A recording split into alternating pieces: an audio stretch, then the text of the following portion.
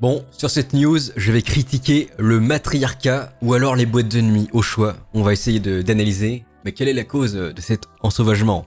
Toulouse, Mohamed, 77 ans, tabassé sans raison dans le métro, sa famille réclame justice. Et vous allez voir que c'était une fille qui l'a tabassé, avec un groupe de mecs.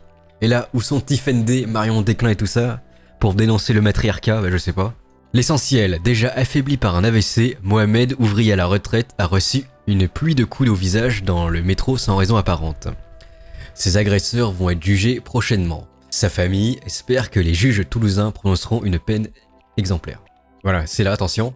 La jeune fille s'est acharnée sur lui avant que l'homme ne s'y mette. Les trois autres n'ont pas porté de coups. Ils sont aussi responsables. Il y a clairement là non-assistance à personne en danger. Alors voici l'histoire. C'était station Saint-Cyprien. Cyprien, c'est de ta faute. Est-ce qu'il faut cancel Cyprien? Ouais. 4 hommes et une jeune femme le dévisagent. L'ouvrier à la retraite baisse les yeux, l'histoire de ne pas tirer des ennuis.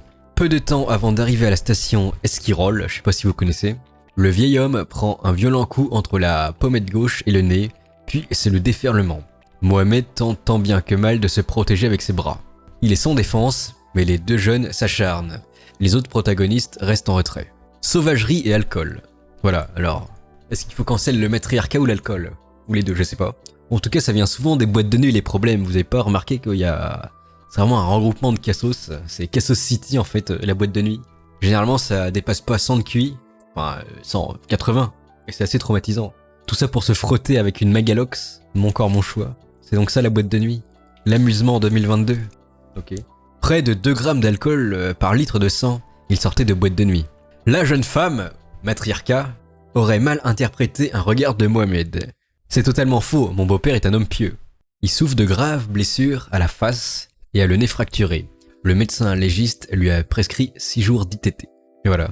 Et en plus, il avait déjà un AVC, donc voilà. C'est malin. C'est donc ça le progrès en 2022. Quel rapport avec la piété, je sais pas. Qui faisait pas de carabistouille. Nous attendons évidemment la réponse de Camille et Justine et de toutes les féministos.